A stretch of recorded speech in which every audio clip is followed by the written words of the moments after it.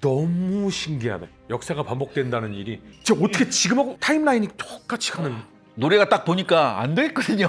갑자기 선거 무효. 많이 무리수. 이게 뭐야? 말도 안 돼. 외세가 개입됐대. 전 세계 경찰인 내가 나서야 될 때구만. 노리에가를 최고 권력자 아니야? 네. 침공해서 없애야 되잖아요. 그럼 전쟁밖에 없다고 생각했었어. 아 그때 당시에는. 자국민 때려잡는 걸 잘하는 군대일수록 외부 세력한테 굉장히 약해. 네. 파나마 전역을 동시 타격해요. 일거에 지휘부하고 기지, 통신시설을 다 날라버려. 지금을 보고 갔더라면 아 마두로 체포 작전이 있구나 이라고 할 텐데. 세상을 뒤흔든 그날이 아니었다면 세상은 지금과 달랐을까요? 그날을 보다 진행을 맡은 허준입니다. 그날로 저희를 이끌어 주실 이세환 기자님 나오셨습니다. 안녕하십니까. 그날을 풍성하게 만들어 주실 박진빈 교수님 나오셨습니다. 안녕하세요. 요즘 미국 때문에 참 저희가 할 말이 많습니다. 그중에 대한민국 국민들은 축구, 운하 요렇게밖에 잘 안 떠오르는 나라가 하나 있습니다. 파나마입니다. 사실 제가 요즘에 중남미 지도자라면 잠이 안 올 것 같아요. 아, 심란하죠. 지금 찍으면 무슨 일이 벌어질지 모르기 때문에. 그 얘기는 사실 중남미 국가 중에 물론 이제 브라질, 아르헨티나 정도 큰 남미 국가를 제외하고는 과 연관이 안 돼 있는 나라가 거의 없다라고 해도 과언이 아닌 건가요? 그렇죠. 그 생산하거나 운반해주거나. 생산, 유통, 그다음에 미국으로의 출발지. 예, 이게 굉장히 중요하거든요. 과연 이 나라는 어떤 그날을 가지고 있는지. 그날보다 오늘의 그날은 파나마 침공입니다. 파나마 침공을 우리 알아보기 위해선 일단 D-7,700일로 가야 돼요. 20년. 네, 1968년 10월로 가야 돼요. 네. 파나마에서 선거로 집권한 민간 정부가 군부에 의해서 전복이 됩니다. 쿠데타가 일어나죠. 네네. 쿠데타의 중심 인물은 오마르 토리오스라는 사람입니다. 근데 사실 보통 군부 쿠데타는 대부분 중남미에서 친미예요. 그래요? 그런 경우가 굉장히 많아요. 이거는 그린베라나 CIA의 공작에 의한 전복이라는 거. 근데 이 토리오스는 전형적인 친미 독재자가 아니었습니다. 그럼요. 이 사람은 굉장히 민족주의 성향의 개혁가였어요. 근데 지금 파나마가 하고 있는 게 개판이다. 왜? 파나마 운하의 주권 회복을 해야 한다는 그런 생각 가지고 있었어요. 카스트로도 약간 겹치네요. 근데 네네. 지금 카스트로 얘기하셨죠. 네. 이 사람은 쿠바식 사회주의도 아니에요. 미국의 완전한 위성국으로도 남을 생각은 없었어요. 그러니까 이 사람은 어떤 사람이냐? 비동맹 실용주의자였습니다. 근데 지금 파나마는 이미 운하는 개발이 됐고 개발된 파나마 운하를 미국이 이건 우리가 만든 거야 라고. 1903년에 만약에 뉴욕에서 샌프란시스코로 가야 하면 남미를 다 돌아서 가야 되잖아요. 잠깐만. 근데 그거를 단축시키려면 2.5배 정도 단축할 수 있는 노선을 만들겠다는 생각은 처음부터 있습니다. 처음에 콜럼버스가 간 직후에 스페인부터 시작을 하는데요. 뚫고 싶은. 이미 그때 당시에. 네네네. 왜냐하면 누가 봐도 그렇죠. 예, 되게 좁은 땅이거든요. 네네. 뚫을 수 있을 것 같은데 그게 쉽지가 않습니다. 여기가 지형이 일단 굉장히 험준합니다. 그리고 기후가 안 좋아요. 거의 적도 부근이라 더운 데다가 황토병 같은 것들이 많습니다. 황열병과 말라리아 이런 것들. 그거 무조건 주사 맞아야 돼요. 그 지역에 가는 사람들은. 그때는 뭐 그런 것도 없고. 그리고 이제 토사가 하도 무너져서 공사가 거의 불가능한 거예요. 그래서 그 다음에 온 영국도 하고 싶고 프랑스도 하고 싶은데 번번이 다 실패합니다. 다 돌아갔는데 미국이 이제 마지막에 남아있던 프랑스 자본을 조금 협조를 받아서 뚫기로 하는데 그 뚫는 노선을 당시로서는 이제 콜롬비아에 있는 노선을 정하게 되는 거예요. 근데 콜롬비아 정부에서 허락을 안 합니다. 그래서 그럼 요 부분을 콜롬비아에서 독립을 시켜서 쿠데타를 일으켜서 새 나라를 만들어서 그 새 나라 정권을 누구에게 주고 미국말 잘 듣는 사람에게 파나마 운하 건설권을 미국이 가져오자. 그러면 이전까지는 이 파나마는 콜롬비아의 일부였어요? 콜롬비아 일부고 콜롬비아가 NO 했기 때문에 뚫을 수 없어요. 그래서 나라를 하나 만드는 거죠.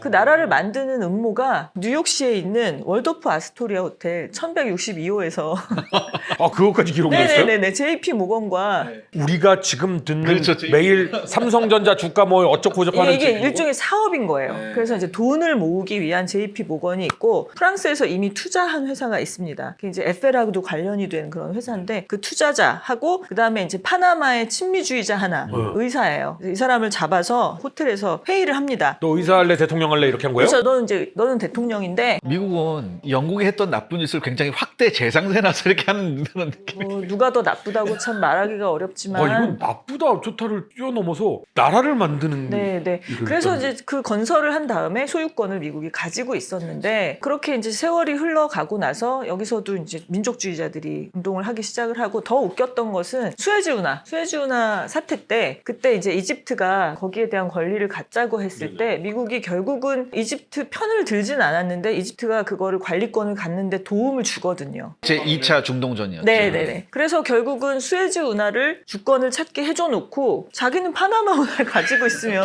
내로남불.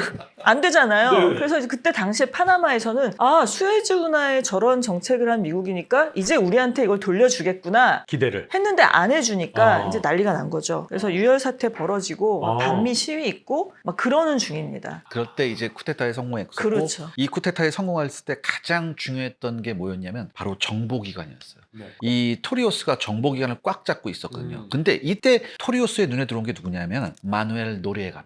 이 노리에간은 파나마군 장교였는데 특히 정보와 첩보 업무에 굉장히 특화된 사람이었어요. 남미하면 막 칠레레 팔레레 막 열정적일 것 같잖아요. 열정적이고 쌈바 추고 막 난리. 굉장히 냉정한 사람. 어. 계산이 굉장히 빠른 사람이었어요. 그리고 춤도 잘 안 추고 이념은 상관없어요. 이념보다는 권력과 생존에 관심이 많은 사람이었어요. 그래서 이 토리오스가 이 노리에가를 파나마 군 정보부 G2의 책임자로 임명합니다. 이 순간부터 노리에가가 전면에 나서진 않지만 숨은 실력자가 되죠. 근데 냉전기에는 이 중남미가 미국한테 전략적인 어떤 신경의 연결점이 없습니다. 왜냐하면 첫 번째 쿠바 혁명 이후에 좌파 확산의 공포가 있었어요.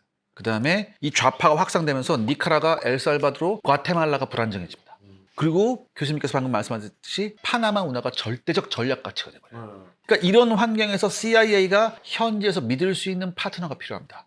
그리고 노리에가는 이런 요구에 굉장히 부합하는 인물이었어요. 그러니까 이게 노리에가가 단순히 뭐 어떤 그 CIA 협력자가 아니라 노리에가가 굉장히 그 중남미 쪽의 네트워크가 좋았거든요. 네. 남미의 정보 허브입니다, 이 사람이. 오. 그래서 이 노리에가가 CIA한테 제공하는 핵심 정보가 뭐냐면은 일단 쿠바나 이런 나라의 중미 카리브 좌파 네트워크 연결 정보를 CIA한테 넘겨줘요. 네. 두 번째 니카라가는 왜 7, 80년대에 니카라가 공산화를 이끌었던 이 산디니스타라는 사람이 있죠. 교수님 이 산디니스타가 조직입니다, 조직. 그때 소모사라는 독재 정권을 무너뜨리고 민중 봉기를 해가지고 좌파 조직이 정권을 잡으려고 하고 있는 중이에요.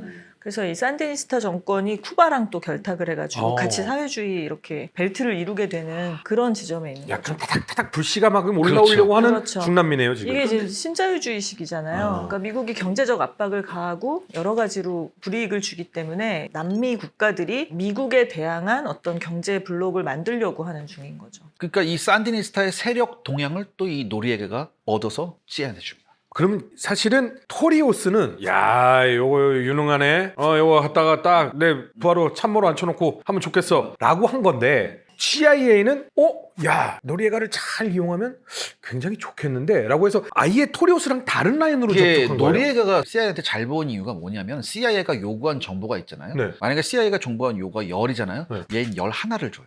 그거는 토리오스하고는 관계없는 거죠. 그렇죠. 전혀 관계없죠.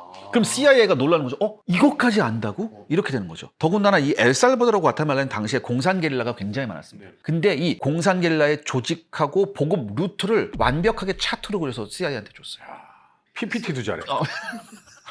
그러니까 놀라는 거예요. CIA가 이렇게 된 거예요. 마지막으로 CIA한테 결정적으로 눈에 든 게 뭐냐면 이 좌파 인물들의 자금 이동 흐름이 있었거든요. 이걸 완벽하게 파악하고 있었어요.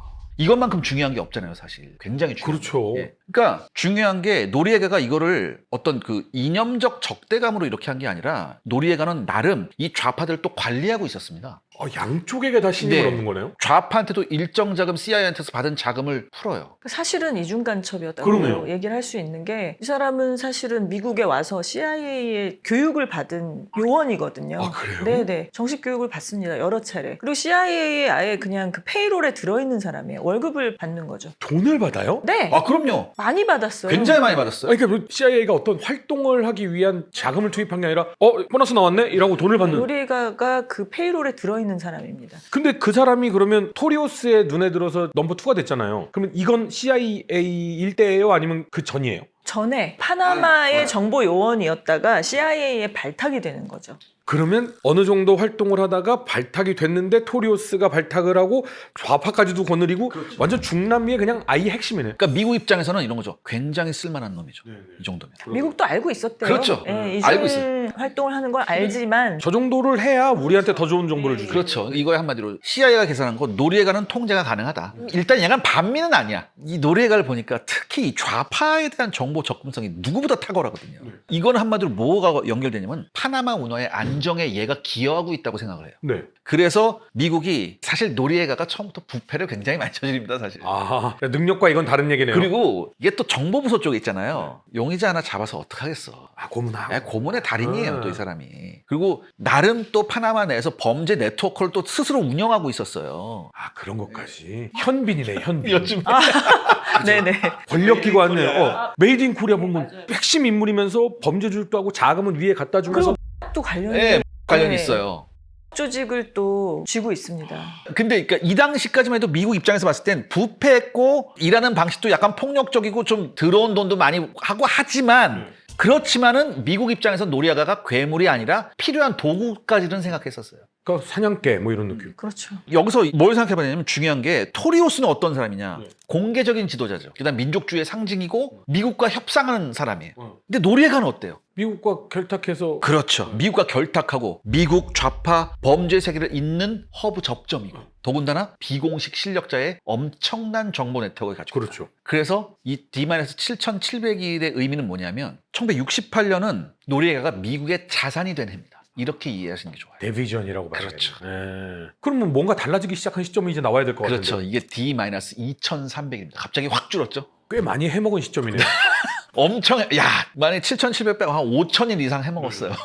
근데 D-2300일 1981년 7월이 됐습니다. 파나마의 실질적 지도자였던 오마르 토리오스가 비행기 사고로 사망합니다. 근데 이 토리오스의 사망 의미를 우리가 다시 봐야 되는 게 뭐냐면 그나마 노리에가를 통제하고 있었던 게 토리오스였거든요. 근데 유일한 통제 권력이 없어진 거죠. 그다음에 토리오스는 그나마 민족주의적 성향이 있었고 미국하고 정당하게 대화하겠다, 협상하겠다 이런 인물이었는데 이 사람이 없어져 버렸어요. 그렇죠. 갑자기 권력의 공백이 생겼죠. 네. 여기 당연히 누가 들어옵니까? 노리에가가 남바 올라오죠. 2가 들어오죠. 그러면 파나마 국민을 대변해주던 토리오스가 사망하고 미국의 사냥개인 노리에가가 올라왔다면 오히려 미국으로서는 더 땡큐 아니에요? 자, 우리가 이렇게 생각하죠. 노리에가 바로 대통령 나오는 거 아니냐. 네.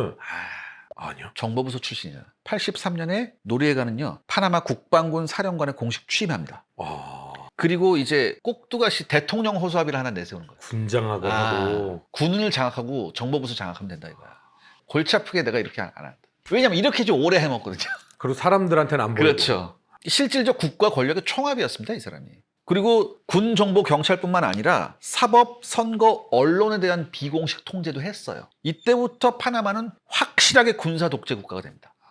중정국장이었던 현빈이 합참의장이 됐어요. 그렇죠. 경찰국장도 되는 거고 법사위원장도 되고 막 이런 거예요. 뭐. 그러니까 대통령만 빼놓고는 자기가 권력을 다 가져간 거네. 근데 이 노리에가의 통제 방법이 참 기가 막힙니다. 첫 번째 언론 통제의 달인이었습니다. 남미는 마음에 안 들면 폐간시키고 이런 게 굉장히 많아요. 폐간 절대 안 시켜요. 폐간은 안 시키지만 검열, 압박, 자가 검열을 유도합니다. 그러면서 반정부 언론인을 체포해서 다른 나라로 추방시켜버려요. 이걸 굉장히 잘했어요. 엄청나게 잘했어요. 요거 쓴 사람 누구야? 너 추방. 그리고 어떤 언론인 같은 경우에는 말도 안 되게 동성연애자로 몰아서 이렇게 하는 경우도 굉장히 많았었고 통제뿐만 아니라 호도나 공작도 마음껏. 굉장히 뭐 그랬었고 야당 탄압도 굉장히 잘했습니다.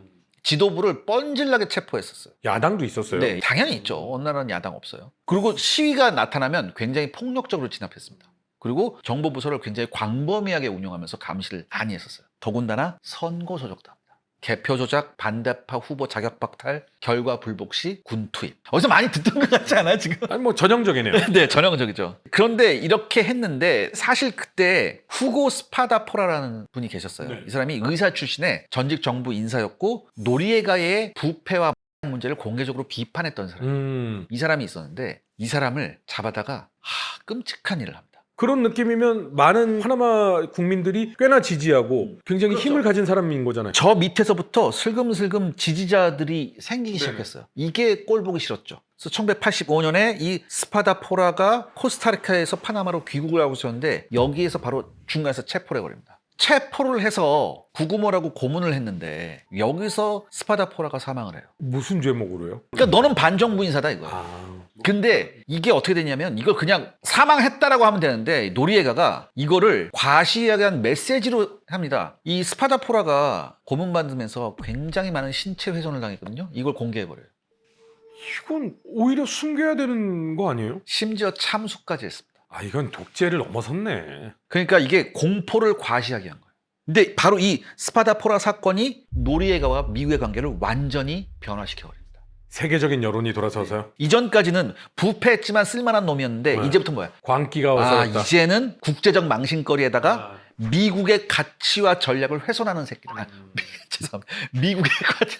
아니, 왜냐하면 이제 굉장히 곤란한 네. 이유가 이 사람이 CIA의 자금을 받았다 그랬잖아요. 네, 그리고 뭐 미국 단속국의 표창도 받고 막 이랬던 사람. 아, 그래서 미국에서는 좋은 사람으로 포장이 돼 있었던 네네. 거예요. 근데 이게 레이건 말기잖아요. 그리고 다음 대통령은 이제 부통령이었던 아버지 부시가 나가야 되는데 네. 이 사람이 국장일 때 노리에가가 이렇게 같이 일한 사람이란 말이에요.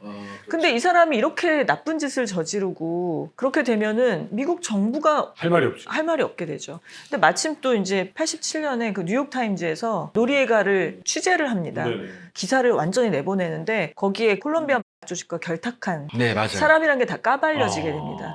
그렇게 됐더니 미국 국민 입장에서는 이렇게 나쁜 조직원에다가 자기 정부의 사람들을 이렇게 고문을 해서 죽이는 이런 사람을 미국이 파트너라고 했다는 건가? 이렇게 되는 거죠. 아, 그러면 CIA는 이전부터 이걸 알고 있었고 아버지 부시는 당연히 같이 일했었고 이랬잖아요. 네. 물론 겉으로 보여지기에는 이렇게 했을지 모르겠지만 전 세계 정보기관이 괜히 있는 게 아니잖아요. 그러면 영국이나 프랑스나 다른 곳에서는 니네 아무리 미국 CIA하고 같이 한다고 하지만 쟤네 너무한 거 아니야? 라는 그런 비판은 없었어요.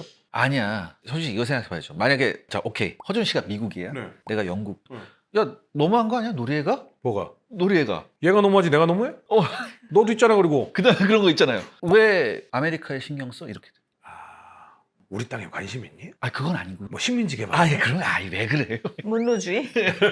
이렇게 되는 거예요. 근데 사실 교수님이 지금 굉장히 좋은 말씀하셨습니다. 이 모든 게 이렇게 되면 미국으로서는 진퇴양난이에요. 반면 노리에가는 아직까지 착각을 하고 있었습니다. 뭐냐? 중남미 좌파 정보를 얻으려면 여전히 미국은 내가 필요하다. 그 다음에 내가 있어야지 파나마 운하를 미국이 안정적으로 관리할 수 있다. 그럼으로써 미국은 나를 결코 버리지 못한다라고 생각합니다. 근데 이 노리에가가 세상이 변하고 있었다는 걸 이제 몰랐었던 거죠. 80년대 중반이 되면 미국에서 인권 담론이라는 게 어마어마하게 부상을 했다고 하더라고요. 그 다음에 이 인권 담론이 또 뭐하고 연결되냐면 때문에 지금 미국 사회가 썩어가고 있다는 얘기가 계속해서 언론에 나와요. 그러면서 교수님이 말씀하셨잖아요. 언론에 이게 나와버렸다고. 노리에가와 콜롬비아 마약 조직 간에. 방송에서 뭐라고 하냐면 세상에 쓸모있는 악당은 없다라고 얘기해요. 마지막에. 그래서 이 방송을 보고 CIA가 야 이제 레드라인이 넘어갔다고 생각해요. 끊어야겠네. 그러니까 이 2300일의 이 의미가 뭐냐면 파나마의 미래가 사실상 정해진 겁니다. 여기서. 미국의 사회 역사가 쭉 보면 다른 나라들도 비슷한 흐름을 갖게 되잖아요. 예를 들면 우리나라도 노동자의 인권이라든가 사람들이 의식적으로 성장을 하는 그런 계기는 사실은 1980년대나 넘어서잖아요. 그리고 여성 인권이라든가 가족의 의미, 뭐 워라벨의 의미 이거는 2000년대 나와서 있는 일이잖아요. 미국은 어때요? 시기가 어느 정도 돼요? 미국은 60년대를 기점으로 보통 보는데요. 아. 60년대 흑인권 관련해서 흑인이 소수 집단 권리에 관한 화두를 던졌고요. 그런 게 이제 개선이 되어 가면서 흑인만 소수 집단이냐, 여성도 있고 네. 아시안들도 있고 네. 다른 이민 집단도 있고 이렇게 되면서 다양한 소수 집단들의 권리 이런 것들이 이제 60년대 중반부터 해서 네네네. 본격적으로 정치적인 화두가 되죠. 네. 이게 정책화돼야 되고 뭔가 개선이 돼야 된다는 그런 정책적인 움직임들이 60년대 중반부터 시작이 됐다 이렇게 얘기할 수 있을 것 같고요. 우리보다 40년 전이. 네, 그렇게 됐다가 이제 다시 또 반격을 당하기도 하고 네네. 보수주의가 발흥을 하면 너무 소수 집단의 이런 역차별이 있다. 어. 이렇게 해서 다시 반격을 맞게 되는 게 80년대. 지금 80년대 말씀하셔서 제가 여쭤보고 싶은 게 미국에서 이런 얘기를 하더라고요. 미국에서 인권 시작에 진정한 꽃이 피운 게 카터 행정부였다는 얘기가 있었거든요. 그건 어떻게 생각하세요? 카터가 한 번밖에 안 되지 않았죠? 재선에 실패하는, 말하자면 좀 실패한, 왜냐하면 이제 약한 이미지거든요. 아. 강한 미국을 못 보여줬어요. 근데 왜 그랬냐면은 이 사람이 인권주의자다 보니 다른 나라의 일에 적극적으로 개입을 하지 않는 거예요. 그래서 뭐 냉전기임에도 불구하고 강하게 밀어붙이거나 소련에 강하게 대응을 하거나 이런 일을 하지 않죠. 중동전을 그래도 중재했잖아요. 중재를 하고. 예. 중재를 하는 느낌인 거죠. 중재. 휘두르는 느낌이 아니라 싸우지 마 이런. 그래서 뭐 다른 이유도 있지만 뭐 오일 쇼크도 있고 해가지고 여러 가지로 미국이 위축되기도 했지만 그런 인권을 강조하는 대통령은 오히려 약한 대통령인 것처럼 인식되는 그런 점들이 있는 거예요. 그러면 미국은 벌써 두 번의 흐름이네요. 60년대 소수자들이나 어떤 인권에 대한 생각이 확 올라오면서 커졌다가 오히려 80년대 가면 역풍을 맞고 야 이건 너무 이러면 약한 미국이야 하면서 다시 반대가 강해졌다가 그러다가 다시 어떤 통합 우리는 이민자들의 나라야 하고 쫙 올라갔다가 요새 다시 또 역풍을 맞는 거잖아요. 그렇죠. 그 어떤 이 사이클이 두 번이나 돌았네요. 네. 그게 또 경제적으로도 또 경제가 악화되면 보수주의가 좀 더 강해지는 면이 있습니다. 근데 또 중요한 게 이 사이클이 돌 때 인권이 역풍 맞을 때 있잖아요. 훨씬 강하게 계속 맞아요. 이전보다 더 강하게. 자, 그런데 일단 이건 레드라인 넘었어. CIA와 미국은 이렇게 생각했고요. 그러면 뭔가 전환점이 또 생기겠네요. D-690일로 가요. 이제 얼마 안 남았네. 왜냐하면 노리에가를 제거해야 되는데 명분이 없는 거예요. 명분은 너무 많죠. 아니 명분이 안 돼. 그 적절한 방법을 못 찾는 거예요. 아, 어떤 적절한 방법이 있었을까? 80년대 후반이 되면은 노리에가를 제거하고 싶은 게 누구나 다 알아요.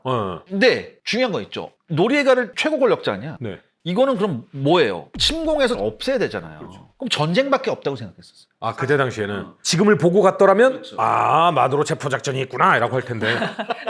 오히려 이것이 이제 인용이 되겠죠. 그렇죠. 그래서 미국이 기발한 방법을 생각하는 거예요. 외교도 군사도 아닌 사법을 전면에 내세우자. 사법? 왜냐하면 우리는 국가를 공격하는 게 아니라 네. 미국 법을 위반한 범죄자를 체포한다라는 논리로 가자 이렇게 돼요. 이때도 그랬었네요. 똑같습니다. 이게 교과서예요. 베네수엘라에 지금. 88년 2월에 미국 연방법원은 마누엘 노리에가를 왕 혐의로 공식 기소해요. 그 왕으로 한 일이 미국 국민을 위협했다는 거죠. 그러니까 미국의 범죄자가 된다는 거죠. 그래서 플로리다 남부 연방지방법원에서 중남미 사건의 핵심을 관할하고 있었거든요. 여기에서 노리에가를 기소해요. 그래서 어떻게 연방법원이 얘기하냐면 노리에가는 국가를 범죄 조직의 플랫폼으로 만든 인물이라고 딱 합니다. 특히 첫 번째 코카인 밀매 공모를 했다. 그러니까 파나마 용토하고 항만 공항을 통해서 중개 거점이었다. 그다음에 미 본토로 유입되는 것을 묵인했다. 그다음에 두 번째가 메데인 카르텔과의 협력. 메데인 카르텔은 뭐냐? 콜롬비아 카르텔. 즉 이때 누구예요? 파블로 에스코바르. 에스코바라. 재밌네요. 콜롬비아였는데 운하 뚫으려고 했더니 반대. 그럼 나라 세우지 뭐. 그리고 여기를 뚫었어. 그리고 이 나라와 이 나라는 다른 나라인데 여기 왕과 여기 왕이 같이 그렇죠. 공존을 해왔다. 예. 그러니까 이게 뭐냐면은 파나마 쪽으로 가게 될 때 이게 파나마에서 실은 항공기 선박의 무사 통과를 보장해줘. 와, 이건 국가 권력이니까 가능한 일이네요. 그 다음에 뭐냐면 파나마 금융 시스템을 사용해서 이걸 돈 세탁을 해줬다. 이러면 이 돈 세탁을 해주면서 막대한 부를 노리에가가 축적을 합니다. 그 정도 벌었으면 안 해도 되는 거 아니야? 은퇴를 했으면 좋았으련만. 이게 여담으로 말씀드리면 당시 한참 파블로 에스코바르가 잘 나갈 때 포브스 선정 10대 부자 안에 파블로 에스코바르가 들어가요. 그 정도 부자였어. 엄청나구나. 그러니까 미국의 핵심 논리가 이거죠. 노리에가는 단순히 뇌물을 받은 게 아니라 파나마 국가 시스템을 이용해서 마약 범죄를 돕고 있다. 은 우리 국민에게 전달이 됐고 우리 국민을 죽이고 있다. 그렇죠. 그렇죠. 그러니까 이렇게 되면 뭐야? 더 이상 노리에가 같은 인물하고는 우리는 협상할 이유가 없다는 거죠. 너무 신기하네. 역사가 반복된다는 일이 약했던 정부, 융화적인 정부에서 강한 정부로 갔다가 작아졌다 갔다 이게 지금 반복인데 이때도 마찬가지로 80년대에 역풍 맞아서 강한 정부가 드러나던 시기잖아요. 네. 진짜 어떻게 지금하고 타임라인이 똑같이 가는. 저는 이거 무슨 뭐 데칼코마니인가? 와. 근데 미국은 기소한다고 바로 잡지 않잖아요. 기소해놓고 언제로 디데이로 하지? 약간 이런 느낌이잖아요. 일단 제재 조치부터 해요. 파나마 정부 자산 동결, 미국 내 파나마 계좌 차단, 파나마 운하 수입 일부 차단, 파나마 은행 시스템을 고립시켜버립니다. 그러니까 이렇게 되니까 이게 파나마가 큰 나라가 아니잖아요. 미국이 이렇게 한번 딱 경제 제재를 하면요. 그 효과가 굉장히 즉각적으로 납니다. 그러니까 노리에가 통치의 사회적 기반이 무너지기 시작해요. 그런데 중요한 건 뭐냐? 이때까지도 노리에가는 이 기소를 미국의 정치적 압박이라고 오판하고 있었어요. 그냥 나를 말 잘 들어 앞으로라는 압박 정도라고 생각을 그렇죠. 했다. 미국이 실제 침공 안 할 거야. 그다음에 마약 혐의는 협상용일 거야. 그다음에 파나마 민족주의로 난 이걸 버틸 수 있어라고 생각했죠. 한마디로 이게 D-690일은 미국이 노리에가의 퇴진이 아니라 체포를 전제로 목표를 삼았다. 아. 이렇게 정리하시면 됩니다. 자, 목표를 삼았으면 이제 가만히 있어. 어떤 날로 할까? 요 날로 해야겠네. 그 현빈이 나오는 것 같은데. 날짜 정해야죠. D-200일입니다. 네. 1989년 5월 파나마에서 노리에가 체제하에서 형식적인 마지막 민주주의의 시험이 치러집니다. 이게 뭐냐면 선거가 있었어요. 야당 연합 후보가 기에르모 데 엔다라라는 사람이에요. 이 사람이 사실 개표 초반부터 압도적 우세예요. 네. 아, 이제 국민들도 독재 정권 물러나라가 됐군요. 일부러 미국에서 국제 참관단을 엄청 보냈어요. 어. 외신도 다 들어왔습니다. 어. 그래서 이걸 취재하면서 명백한 야당의 승리다라고 했는데 카터 대통령이 참관단에 들어가 있었어요. 카터 대통령이 참관단에 있었다고요? 근데 노래가 딱 보니까 안 되겠거든요. 그래서 갑자기 이렇게 합니다. 갑자기 선거 무효. 많이 무리수. 이게 뭐야? 말도 안 돼. 외신이 난리 났을 거 아니에요. 왜? 그러니까 외세가 개입됐대. 외세가? 네. 아, 미국이 선거에 그렇죠. 개입했어. 그러니까 갑자기 전격적으로 개표 중단, 결과 폐기 이렇게 갑니다. 카드 이렇게 하다가 나 너무 많이 잃을 것 같아. 에이, 몰라. 한오퍼. 말도 안 되는. 아니, 이게 어떻게 이런 일이 그러니까 있을지. 파나마 국민들이 가만히 있겠어. 안 되죠. 거리로 다 나왔어요. 이건 군부도 사실은 바로 군하고 경찰을 대거 투입합니다. 아이, 군부도 이거는 눈앞에서 그걸 봤는데 그다음에 그 야당 대표 있었죠. 파나마 군경들 가서 날라차기 하고 막 때려서 체포해요. 대통령 후보로 공개 구타합니다. 끝났네. 더 이상 이거는 뭐예요? 미국이 여기서 쾌재를 부릅니다. 이게 사법에서 뭘로 넘어갔어요? 민주주의 수로 넘어간 거예요, 이 순간. 전 세계 경찰인 내가 나서야 될 때구만. 근데 이렇게 된 다음 날 결정적인 사건이 또 일어납니다. 여기서 더 일어난다고요? 네. 왜냐하면 이때 노리에가가 뭐라고 하냐면 1989년 12월에 파나마 의회는 미국과의 전쟁 상태를 선언해버려요. 의회가요? 네. 왜냐? 의회도 다 노리에가 편이에요. 노리에가의 다 노리개구나. 다 노리에가의 노리개. 라임이 아주 좋아요. 그러면서 더 이상 파나마에 주둔하고 미군의 안전을 보장할 수 없다. 이렇게 얘기해요. 다 내쫓겠네 이제. 그런데 이렇게 선언한 다음 날 파나마 시내 검문소에서 미군 장교 차량이 하나 지나가고 있는데 이걸 파나마군이 검문했거든요. 네. 10분 쪽 내려서 다 보여줬는데 실랑이가 벌어집니다. 왜요? 너 이거 뭐야? 왜 여기 왜 다녀? 여기 못 다녀? 뭐 이런 식으로 한 거예요. 아, 괜히 시비를 야 어제까지 다녔는데 무슨 소리 하냐? 이렇게 했어. 실랑이가 오가는 중에 흥분한 파나마 군이 발포를 합니다. 미군 장교를? 네. 미군 장교 한 명이 사망해요. 미국은요. 다른 건 몰라도 그렇죠. 자국민, 자국군이 이것에 대해 철저하죠. 그렇죠. 이제 너무 좋은 명분. 그렇죠. 네. 그러니까 전 세계도 파나마의 등을 돌린 상황에서 이런 명분까지 생겨버린 거예요. 그래서 전 이 D-200, 1989년 5월의 선고 조작은 한마디로 노리에가한테 사형 선고였다. 자, 결국 명분도 세계의 시선도 모두가 미국을 주목하게 됐습니다. 그리고 그날이 오죠. 그날이 왔습니다. D-Day 1989년 12월 20일이었습니다. 미국은 자정 직후 정의의 대의 작전을 실시합니다. 작전 이름이 정의의 대의예요. 너무 웃기죠. 정당한 명분이 있다. 미국 명칭은 뭐예요? Just cause. Just cause. 정당한 이유. 너무 정당하다고 너무 주장을 해서 너무 얘기하고 싶은 거야 이게. 투입 전력은 병력이 약 2만 7천 명입니다. 근데 이 2만 7천 명이 대부분 일반 육군 보병이 아니라 공수부대, 해병대, 특수부대, 그다음에 항공전력이었어요. 파나마는 어느 정도의 군사력을 가지고 있어요? 파나마는 형편없어요 사실. 동서고금을 막론하고 뭐가 있냐면 자국민 때려잡는 걸 잘하는 군대일수록 외부 세력한테 굉장히 약해요. 네. 파나마 전역을 동시 타격해요. 일거의 지휘부하고 기지, 통신시설을 다 날라버려요. 작전 목표는 마누엘 노리에가 체포, 민주정부 수립, 파나마 운하의 안전 확보예요. 자, 파나마군 어떻게 대항했을까요? 항복? 순식간에 무너집니다. 왜? 통신시설 지휘체가 날아갔잖아요. 그 다음에 사실 파나마군이 공군하고 해군이 없어요. 수비대만 있는 느낌이네요. 그리고 병력들이 자국민 때려잡는 데 대해서 실질적 전투력이 없습니다. 그나마 소수 민병대가 산발적인 반발을 해요.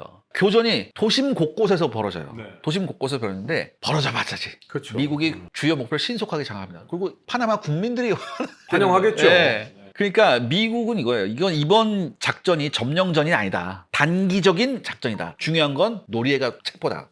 노리에가 어떻게 했어요? 어서 와요. 다 얘기 들었으니까 일단 들어와. 뭐 이렇게 했나?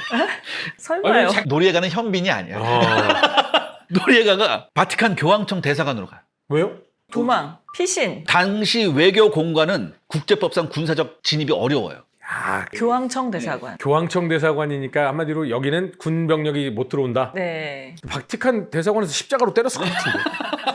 근데 이제 미국이 못 들어가잖아요. 네. 그래서 여기서 미국이 심리전을 합니다. 대사관 앞에다가 대형 스피커를 설치해놓고서 소리를 아주 최고 맥스 한 다음에 락 음악을 틀어요.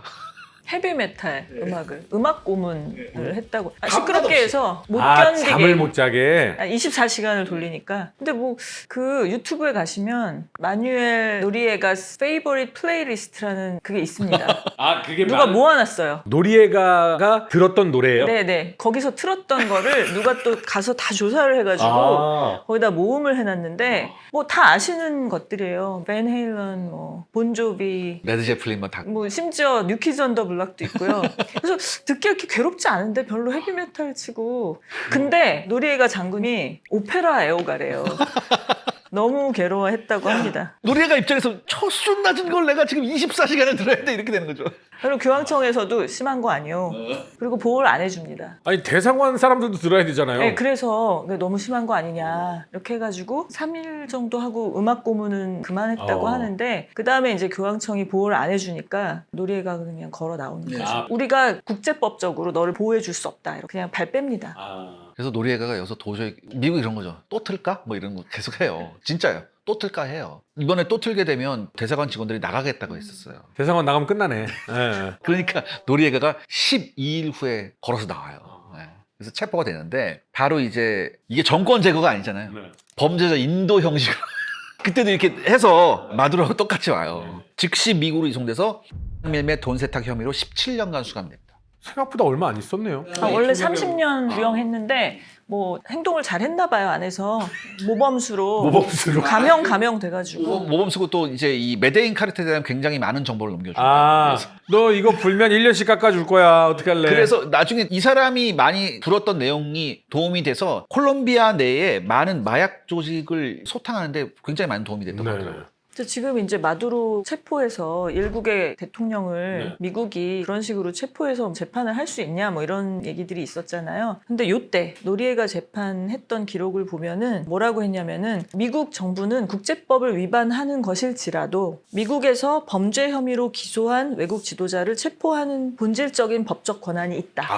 이렇게 판결을 했습니다. 이때 이미. 그러니까 의회도 이거는 다 서로 동의하고 하는 거잖아요. 그래서 외국 지도자가 누릴 수 있는 면책 특권이라는 게 있긴 하지만 네. 이것은 범죄자를 보호하기 위해서 기능하는 것이 아니다. 노리에가는 그냥 범죄자이고 정부의 공식적인 행위가 아닌 개인 범죄 행위를 했기 때문에 미국은 이자를 체포할 권리가 있다라고 얘기하는 거죠. 근데 지금 이거는 완벽한 그냥 파나마 침공 작전이었잖아요. 그렇죠. 근데 이거는 의회 승인을 받아야 되는 거잖아요. 아니요. 이런 특별 군사 작전은 의회 승인 이것도 필요 안 없어요. 받은 거예요? 예, 안 받았어요. 전쟁은 의회 승인이 필요하지만 대통령 권한에 의한 특별 작전은 괜찮습니다. 아니 수만 명이 들어갔는데. 오사마 빈 라덴 잡는 거하고 똑같은 작전이에요. 그런 개념으로 간 거예요. 아니 물론 빈라덴 체포 작전도 그렇고 이번에 마두로 체포 작전도 그렇고 굉장한 미국의 기술력과 군대가 투입이 됐지만 27,000명이 어떤 국가에 들어가는데 이게 전쟁이 아니라 그냥 특수작전이에요? 특수작전으로 간 거예요. 아 그렇구나. 아 근데 진짜 역사적 배경이나 체포하는 명분이나 모든 것들이 80년대와 2026년이 같네요. 그러니까 이게 특수작전이나 전쟁이나 보려면 그 지역을 점령하느냐 안 하느냐가 굉장히 중요해요. 점령한 건 아니거든요. 딱 하고서 끝났거든요. 범죄자만 잡아왔다. 이런 논리인 거죠. 근데 사실 이 사람이 이제 17년간 수감하고 나와서 프랑스로 또 잡혀가요. 잡혀가요? 예, 프랑스에 또 재판받고 또 수감돼요, 거기서. 그리고 말년에서야 이제 파나마로 재이송이 된 거죠. 파나마에 돌아오는 게 제일 무서운 거 아닐까요? 파나마에서도 가택연금 상태에서 뭐 수술받고 병원 왔다 갔다 하다가 죽습니다. 아 정말 역사는 반복되는구나. 한마디로 이번 사건은 미국이 관리하던 자산을 사법적 표적으로 전환해서 법 군사 심리전을 통해서 완전히 제거한 사례죠. 근데 지금 이렇게 결과가 다들 행복하잖아요. 수고했습니다. 잠깐만요. 사실 CIA가 벌인 짓이잖아요. CIA가 아니었으면 이 사람이 이렇게 독재를 할 수도 없었고 힘도 가질 수 없잖아요. CIA가 키워줬죠. CIA는 그럼 이것에 대해서 어떤 책임을? 아무런 뭐. 그때는 그때고 지금은 지금. 아니 허준 씨가 CIA 국장이야. 네. 그때는 그때고 지금은 지금입니까? 나는 이렇게 안 만들어. 오늘 현빈이에요. 많이 빙의하셨는데요. 이제 중남미의 모든 국가들은 내가 미국 법원에 사법적 심판을 받을 수 있을까에 대한 고민을 할 수밖에 없겠네요. 그러니까 이게 전 이렇게 봐요. 마두로도 했잖아요. 네. 근데 마두로 전임이 누구냐면 우고 차베스예요. 네네. 근데 우고 차베스한테는 안 그랬거든요. 네. 왜냐하면 우고 차베스하고 결정적 차이가 뭐냐면 노리에가가 반미 영웅도 아니고 순수한 희생자도 아니잖아요. 네. 근데 우고 차베스는 사실 명확한 그건 있었거든요. 네. 그리고 우고 차베스는 선거를 조작하지도 않았고 네. 적어도 우고 차베스 시절에는 어떤 저주가 연력 이런 것도 없었어요. 선을 안 넘었구나. 그런데 노리에가와 이번 마두로의 공통점은 방금 말씀하신 레드라인을 넘었다는 거죠. 아. 근데 이 레드라인도 우리가 생각하는 레드라인과 트럼프가 생각하는 레드라인은 좀 다른 것 같아요. 나는 금 안 밟았는데? 거기서부터 선이야. 선을 누가 정하느냐. 그렇죠. 교수님, 혹시 지금 이런 선에 간당간당하거나 트럼프가 주목하고 있는 중남미 국가는 어떤 국가예요? 아니, 직접 말했잖아요. 멕시코, 쿠바. 멕시코, 쿠바. 뭐 콜롬비아. 조심해라. 행동 잘해라. 뭐 이렇게 얘기했죠. 근데 콜롬비아나 쿠바는 그래요, 그렇게 좀 될 수 있어요. 근데 멕시코는 사실은 관세도 면제해주고 막 했던 굉장한 동맹국 같은 느낌이었잖아요. 근데 지금 뭐 트럼프는 동맹이고 뭐고 그게- 캐나다도 한테도 막말하고 캐나다는 지금 총리가 중국 갔어요. 중국 가서 지금 반미학과 같이 이렇게 하고 있어요. 그러다 잡혀가면 어떡해? 그러다 잡혀가면 어떡해요? 그러니까요. 그다음에 콜롬비아는 또 콜롬비아 대통령이 좌파예요. 그래서 트럼프가 우리가 잘 신경을 안 써서 그렇지 굉장히 여러 번 경고했었어요. 맞아요. 물론 뭐 독립전쟁부터 시작해서 멕시코 전쟁도 있었고 전쟁은 분명히 미대륙에 있었습니다만 전 세계가 겪은 그 전쟁은 미국은 겪지 않았거든요. 본토에서의 전투 네, 말씀이시죠? 본토에서의 전쟁. 자칫 잘못하면 미국이 전쟁의 무대가 될 수 있겠다라는 생각이 저는 조금 그렇게 생각 안 합니다. 왜냐하면 멕시코 방금 얘기하셨죠. 의외로 멕시코를 미국이 어떻게 생각하냐가 굉장히 중요하거든요. 우리가 생각하기에는 저기서 계속 불법 이민자 들어오고 막 이런 것만 생각하는데 네. 의외로 군사적으로나 외교적으로 봤을 때 미국은 멕시코를 항상 카테고리 안에 넣습니다. 바로 쭉 다 붙어 있잖아요. 카테고리 안에 넣고 네. 이 카테고리 안에 넣었다는 건 뭐냐면은 다른 편으로 가면 이건 이라는 얘기거든요, 사실. 근데 멕시코는 그렇게 보면 약간 불쌍한 게, 나 저 땅 줘. 싫어. 줘. 그래서 뺐잖아요. 그러니까 남미 모든 국가들이 미국에서 너무 가깝다는 것이 비극인 것이죠. 그래서 항상 제가 하는 말이 있습니다. 힘을 갖지 않은 주장은 아무 쓸모없는 주장입니다. 내가 힘을 갖고 있어야 내 주장이 먹혀 들어갈 수가 있죠. 자, 오늘도 저희들을 그날로 이끌어주신 우리 이세영 기자님 그리고 박진민 교수님 수고 많으셨습니다. 너무 재밌었습니다. 감사합니다. 감사합니다.